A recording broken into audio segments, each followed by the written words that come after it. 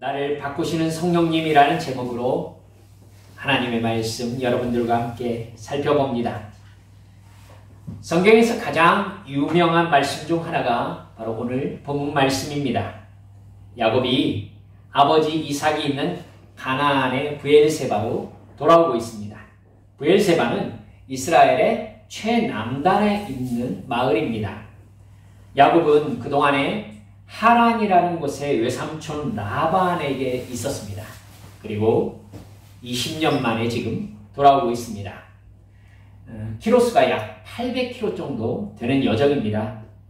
하란과 얼마 떨어지지 않은 곳에서는 외삼촌 라반을 다시 만났었죠. 도망갔었으니까요. 하나님의 이끌어주심과 보살피심으로 외삼촌 라반과 이제 좋게 헤어졌습니다. 그리고 이제 600km 정도 가나안 쪽으로 내려온 상황입니다. 갈릴리와 사해바다 사이를 흐르는 요단강 중간쯤 내려왔습니다. 그곳에 약복강이라는 곳이 있습니다. 암몬 쪽에서 이렇게 흘러 내려와 가지고 요단강으로 흘러 들어가는 지류입니다. 야곱은 그 근처에서 약 120km 정도 남쪽에 있는 세일산 근처로 심부름꾼들을 보냅니다. 멀리 떨어져 있죠? 그곳을 에돔이라고 하는데, 에돔은 형 에서가 관할하고 있는 땅이었습니다. 아버지 이삭이 살고 있는 브엘세바에서 오른쪽 사해 남부로 가면 형 에서가 있는 에돔 땅이 시작됩니다. 브엘세바에서 에돔은 가깝습니다. 그러니까 여러분, 야곱이 아버지 이삭을 만나려고 브엘세바로 오면 필연 에서를 만날 수밖에 없습니다. 이미 이 사해 남부 넓은 지역을 에서가 차지하고 있었습니다. 아버지 이삭이 예언했던 것처럼 칼을 믿고 생활하고 있었던 에서입니다. 아버지 야곱에게 도착하면 필연 에서와 안부딪힐 수가 없는 상황이니까 요단강을 건너기 전에 형 에서와 만나기로 결정한 것입니다. 야곱은 최대한 공손한 말로 에서의 호의를 기대하는 기별을 심부름꾼들에게 보냅니다. 그러나 여러분 아시다시피 에서에게 보낸 심부름꾼들이 돌아와서 하는 이야기는 섬뜩했습니다. 6절 말씀을 보면 우리가 주인의 형 에서에게 이른즉 그가 400명을 거느리고 주인을 만나려고 오더이다. 심부름꾼들의 이야기를 들은 에서의 반응은 적대적이었던 겁니다. 400명을 데리고 야곱을 만나러 온다는 것은 야곱을 죽이겠다고 마음먹었던 20년 전의 생각이 별로 바뀌지 않았다는 의미입니다. 여러분, 고대 세상에서 400명은 대단한 병력입니다. 그때는 나라의 개념이 정확하게 잡히지 않은 그런 때에 에서는 자기 홀로 족장이 되어서 자기 밑으로 400명을 이끄는 그런 사람이 되어 있는 겁니다. 이 소식을 들은 야곱이 마음이 내려앉습니다.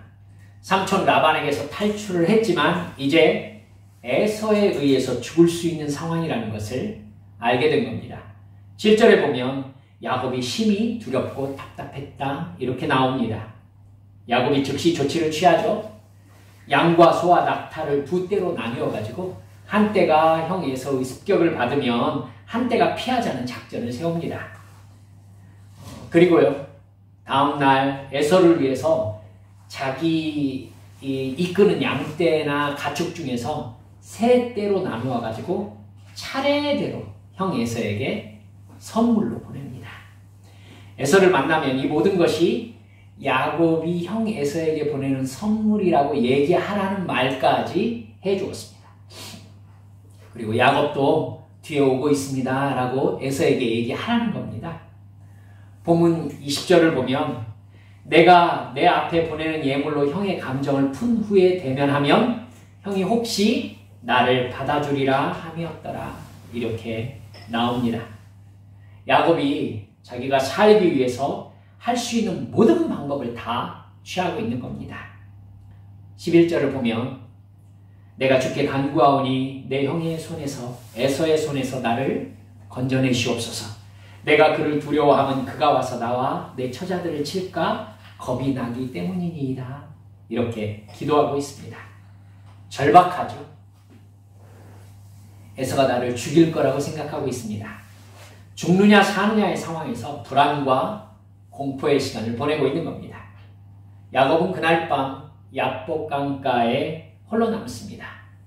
그때 야곱이 신비한 경험을 합니다. 어떤 사람이 날이 새도록 야곱과 씨름을 했다는 겁니다. 발로 먼지를 날리면서 그야말로 씨름을 한 겁니다.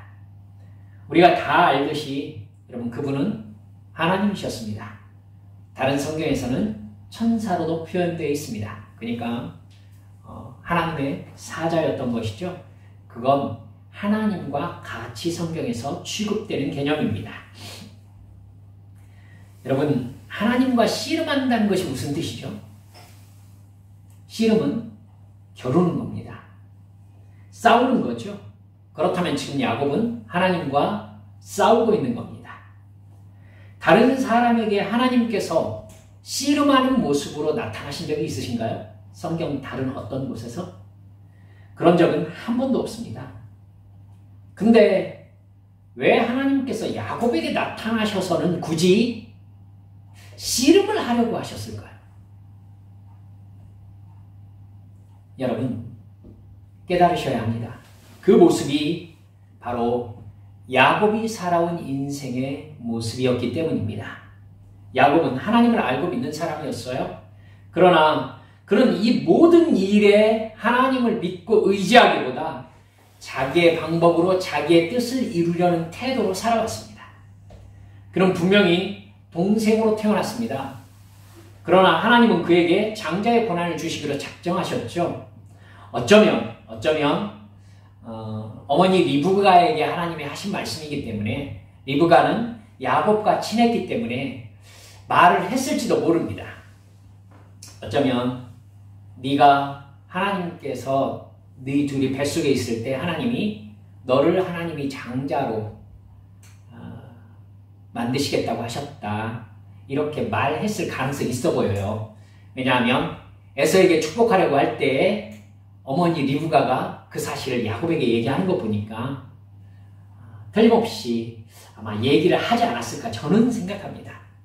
여러분, 그걸 야곱이 에서의 장자의 고난을 탈취할 근거로 볼 수 있습니까?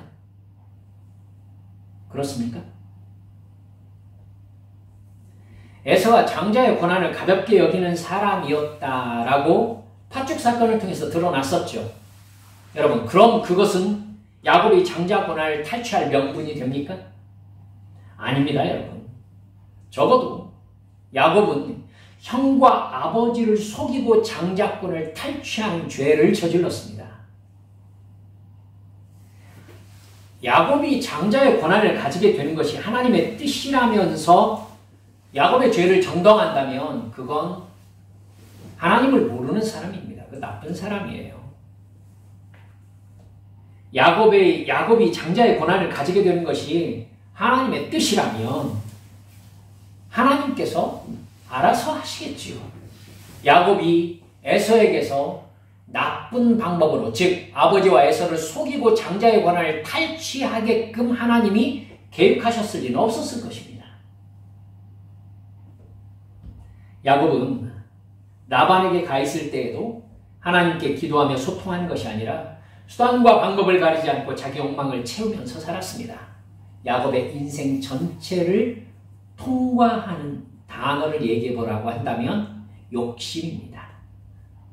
여러분, 욕심이 잉태한 즉 죄를 낳고 죄가 장성한 즉 사망을 낳습니다.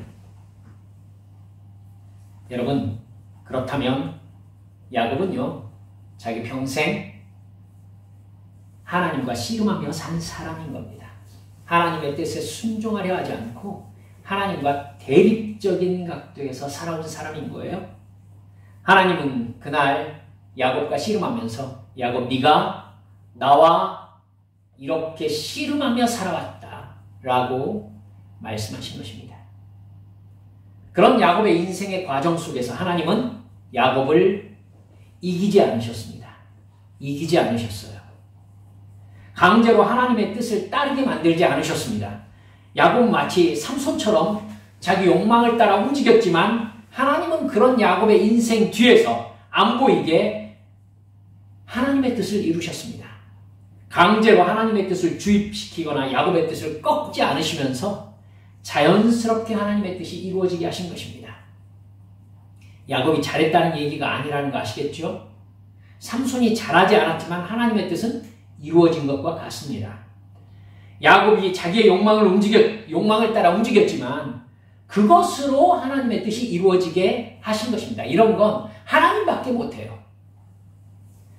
삼손이 자기 분에 못 이겨서 블레셋 사람과 싸웠지만 그것을 통해서 하나님이 블레셋을 막으셨던 것과 같은 경우입니다.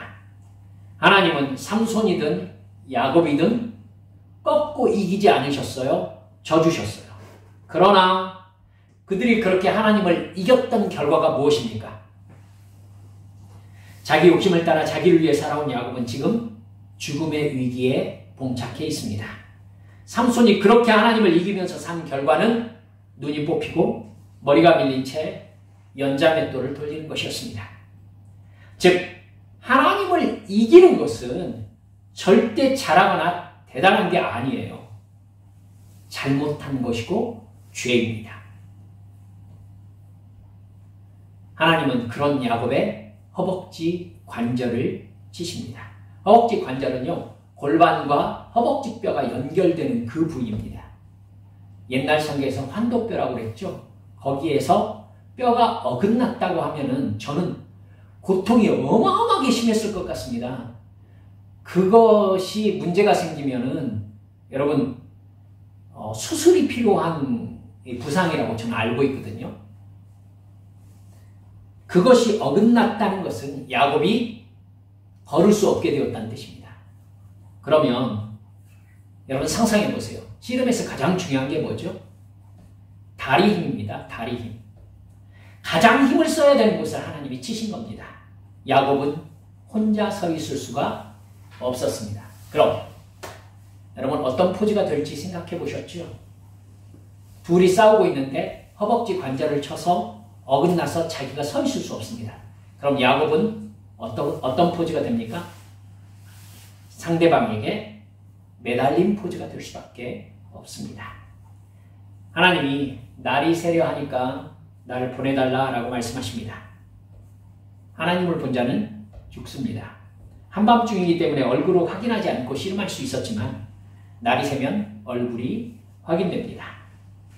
하나님이 가시겠다고 하시자 야곱은 나를 축복하지 않으면 절대 놓을 수 없다고 말씀합니다.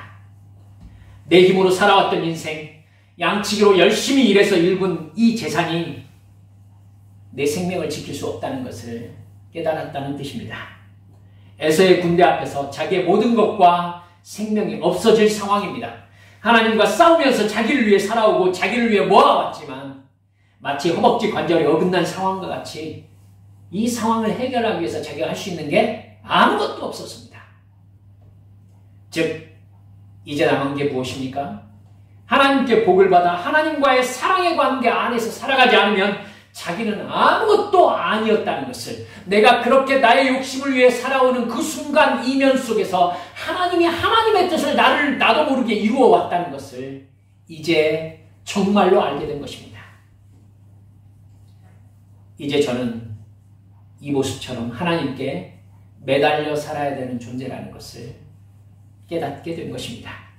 허벅지 관절이 어긋나버린 사람처럼 나 스스로 설 수 없는 사람임을 내가 깨달았으니, 지금까지 살아온 나를 죽이셨으니 이제 하나님께서 나를 살려주시라는 것입니다. 하나님 묻습니다. 내 이름이 무엇이냐? 야곱입니다. 남의 발꿈치를 잡으면서 남을 넘어뜨리고 내가 일어서서 그 사람의 것을 차지하면서 살아온 인생입니다. 이렇게 고백한 것입니다. 지금부터 네 이름은 이스라엘이다.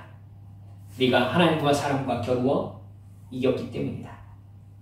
이스라엘이라는 이름은 겨루다, 통치하다, 힘을 갖다라는 단어, 사라라는 단어와 하나님이라는 엘이라는 말의 합성어입니다. 그래서 단순히 단어만 해석하면 하나님과 겨루다라는 뜻입니다. 그럼 야곱이 하나님을 이겼습니까? 대답해 보셔야 됩니다. 아닙니다.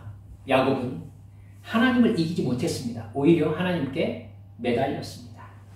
축복을 간구했습니다. 이걸 호세아 12장 3절 4절에서 이렇게 말하고 있습니다.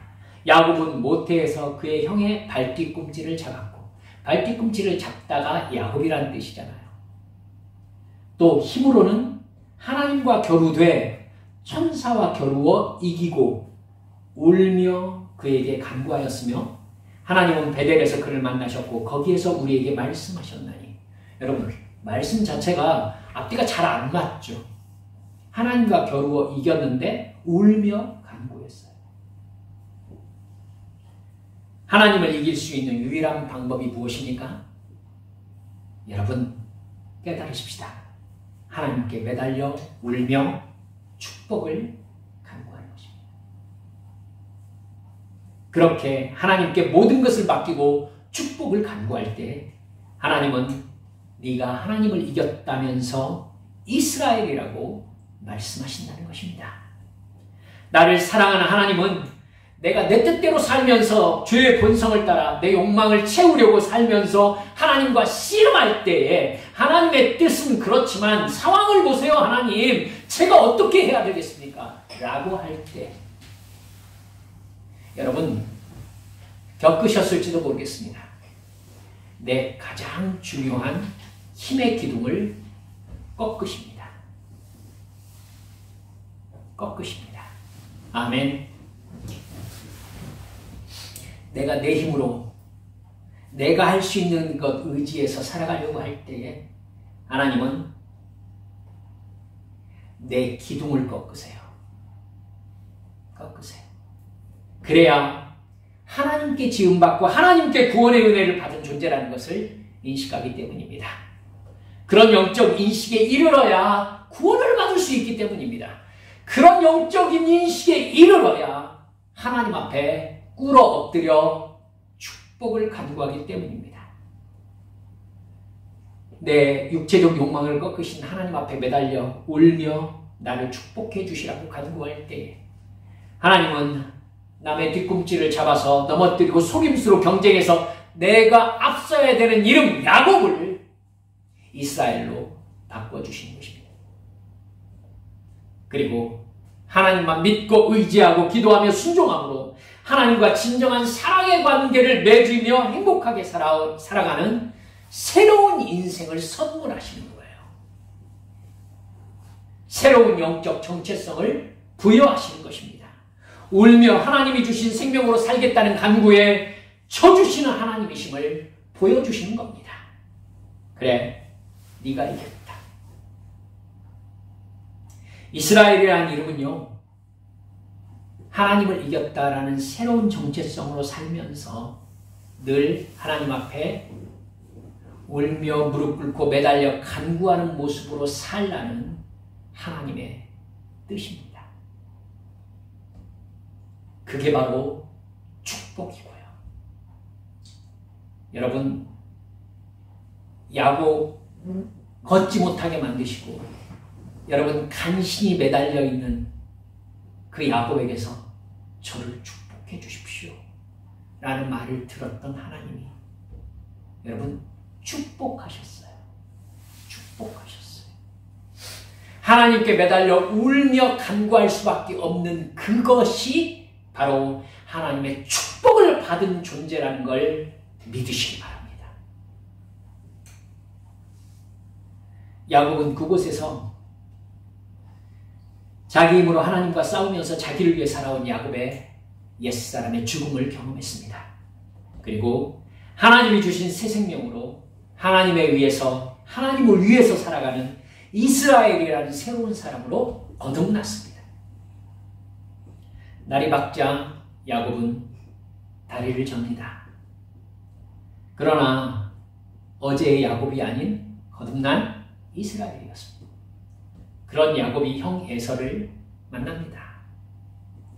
그러자 400명의 자기 군대 앞에서 에서가 눈물을 흘리면서 야곱에게 달려옵니다. 기적이 일어나는 것이죠. 33장 3절 4절에 보면 자기는 그들 앞에서 나아가되 몸을 7번 땅에 굽히며 그의 형 에서에게 가까이 가니 에서가 달려와서 그를 맞이하여 안고 목을 어긋맞추어 그와 입맞추고 서로 우니라. 이렇게 되어 있습니다. 야곱이 어제만 해도 죽을 것 같은 공포심과 불안에 사로잡혀 있었는데 모든 문제는 눈 녹듯이 사라져버렸던 것입니다. 오히려 에서는 야곱이 보낸 모든 그 새 떼들 있지 않습니까? 앞서 보냈던 모든 것들, 그걸 보면서 이게 다 뭐냐고 물어봅니다. 그러자 야곱이 그러잖아요. 제가 형님께 은혜를 받고 싶어서 보낸 것입니다. 라고 하자 동생아, 내게 있는 것이 족하니 너에게 두어라. 이렇게 말합니다. 여러분 무슨 뜻입니까? 야곱이 자기가 살기 위해서 인간적으로 준비하고 머리를 쓰고 작전을 벌였던 모든 것은 사실상 에서와의 관계에서 한 일이 아무것도 없었던 겁니다. 에서는요, 그것으로 감동을 받지도 않았고, 그것 때문에 야곱에게 어떠한 감정적 변화가 있었던 것도 아니었던 겁니다. 우리는 오늘 말씀을 통해서 정말 중요한 하나님 역사의 본질을 깨달아야 합니다. 사람은 외부적인 환경과 조건과 능력을 바꿔달라고 하나님께 간절히 기도합니다. 금식하면서 기도하기도 하고 작정 기도도 합니다. 눈물을 흘리면서도 기도하죠. 그렇지만 하나님은 그 사람이 간구하는 어떤 조건과 환경을 바꿔주시는 게 아니라 뭘 바꾸신다? 그 사람의 내면, 즉 그 사람의 자체를 바꾸시는 것입니다. 그 사람 자체를. 성령 충만은요, 환경과 조건과 상황을 바꾸는 게 아닙니다. 나를 바꾸시는 겁니다. 아멘. 깨달으셔야 돼요. 성령 충만을 받으면 상황이 바뀌는 게 아니라 내가 바뀝니다. 믿음은 나의 외부적인 환경을 바꾸는 능력이 아니라 나를 바꾸는 능력입니다. 그러나 수많은 교인들은 상황을 바꾸려고 교회에 나옵니다. 성령님이 나에게 충만히 임하시면 이 상황을 바꿔야 한다는 마음이 아니라 내가 바뀌어야 된다는 것을 깨닫게 됩니다. 하나님이 내 환경이 아니라 나를 바꾸시려고 이 상황으로 인도하셨음을 알게 되는 것입니다. 거기에서 바뀌지 않으면 어떻게 됩니까? 환경이 안 바뀌네? 여러분 불신앙이에요. 그렇게 내가 원하는 환경으로 바뀌지 않는다라고 원망을 품고 앉아있으면 그 사람이 바로 누구입니까? 결국 예수님을 배신하고 나의 욕망을 섬기면서 육체적 만족을 위해 사는 사람이 되는 겁니다. 가룟 유다죠. 하나님의 은혜를 받아서 완전히 바뀌어야 합니다. 은혜를 받았으면 내가 바뀌는 거예요. 옛사람이 죽어버려야 됩니다. 예수님만 바라보면서 살아가게 바뀌어야 합니다. 그래서 주님께서 인도하신 그 상황대로 감사하고 기뻐하며 살아가는 법을 배우게 되는 것입니다. 저 사람은 저렇게 잘 되는데 저는 하나님께 신앙을 가지고 있음에도 불구하고 왜 이렇습니까? 여러분, 그걸 위해서 우리가 신앙을 가지고 있는 게 아니에요. 본질적으로 하나님은 나를 바꾸시면서 내가 처해 있는 이 상황을 기쁨과 감사로 바뀌도록 나를 만드십니다. 할렐루야. 그 믿음을 가지는 사람이 바로 신앙인인 것이고요. 다시 말씀드리지만 믿음은 상황을 바꾸는 힘이 아니라 나를 바꾸는 힘입니다. 나의 믿음을 보시고 상황을 바꾸시는 분은 예수님입니다. 야곱은 상황을 바꿔달라고 기도했습니다. 하지만 하나님은 야곱을 이스라엘로 바꾸셨습니다. 여러분, 야곱이 알 수 있는 것은 자기가 하나님을 만났다는 것 하나밖에 없었습니다. 자기 힘으로 자기 욕망을 위해 살아가는 야곱의 허벅다리 관절을 치셔서 너는 아무것도 아니라고 하나님이 가르쳐 주신 것입니다. 옛사람 야곱을 죽여버리신 거예요. 자기가 의지하고 있던 돈과 사랑과 힘이 아무것도 아니라는 걸 알게 된 야곱이 하나님께 매달려서 울며 살려달라고 기도하자 하나님은 야곱을 이스라엘로 바꾸셨습니다. 너의 존재의 의미와 안전은 오직 하나님으로부터 나온다는 것을 가르쳐 주신 것입니다. 그 하나님께 기도함으로 하나님께 매달려 살아가는 사람으로 바꿔주셨습니다. 너는 네 생활의 안전과 의미를 위해서 이 많은 재산을 일구었잖니? 그 많은 재산이 지금 너에게 어떤 역할을 하고 있니? 묻고 계시는 거예요. 얘야, 그건 사실 아무것도 아니다. 너 하나님께 매달려서 하나님께 기도하며 하나님의 말씀에 순종하는 것이 네 인생의 의미와 안전이라는 것을 깨달아야 된다. 이렇게 말씀하신 것입니다. 그렇게 야곱이 바뀌자 그의 모든 환경과 조건과 관계가 완전히 변화됩니다. 그의 기도는 완벽하게 응답받았습니다. 여러분, 우리 한빛 성도들 하나님께 간절히 기도하되 성령 충만을 간구하십시오. 즉 나를 바꿔달라고 기도하시라는 것입니다. 내 존재의 의미는 오직 예수님에게서 나옵니다. 예수님이 원하시는 존재가 되어서 예수님이 원하시는 존재로 살다가 죽으면 됩니다. 그분이 나를 창조하셨고 나를 구원하신 나의 주인이시기 때문입니다. 내가 여전히 옛사람으로 살고 있다는 영적 인식이 임하거든 여러분 야곱의 씨름을 하셔야 됩니다. 야곱의 씨름. 이렇게 살다 죽을 수 없습니다. 나를 축복하지 않으시면 나는 당신을 절대로 놓지 않겠습니다. 정말 거듭남의 역사를 내게 경험하게 해주십시오. 나는 하나님이 아니면 아무것도 아니라는 걸 이제 정말 깨달았습니다. 나를 새 생명으로 살려주십시오. 그때 하나님이 너는 야곱이 아니라 이스라엘이다 축복하시는 것입니다. 이런 진정한 변화의 순간을 맞을 때까지 우리 한빛 성도들 결코 포기하지 않고 야곱의 씨름을 하시는 믿음의 성도들, 기도의 성도들 되어주시기를 주 예수님의 이름으로 축원합니다. 우리 함께 기도하십시오. 사랑하는 여러분들, 하나님이 살아계십니다. 살아계신 신이십니다. 그리고 우리는 예수님을 믿음으로 말미암아 육신의 죽음을 삶의 끝으로 보지 않고 여러분 우리 하나님께서 영원한 생명 저 천국으로 인도하실 그 다음 세상이 있는 것까지 우리의 영적 인식이 바뀌었습니다. 확장되었습니다. 어떻게 살아야 되겠습니까? 하나님만이 내 인생의 의미와 안전을 책임지실 수 있는 분이십니다. 그 역할을 돈이 한다고 힘이 한다고 사탄은 우리를 속입니다. 그리고 그걸 위해서 내 생명을 바치게 합니다. 아니에요 여러분. 돈과 권력은 여러분 사명의 도구입니다. 그 사실을 몰랐던 사람 사울 그 비참한 끝을 우리는 알고 있지 않습니까? 이 시간 기도할 때에 주여 성령 충만을 주시옵소서. 주님께 매달려 울며 기도하는 그래서 주님께서 내 정체성을 하늘 백성으로 삼아주시는 그 기적을 나에게 허락해 주시라고 그 안에 살게 해주시라고 소리와 통성으로 기도하시겠습니다. 기도합니다.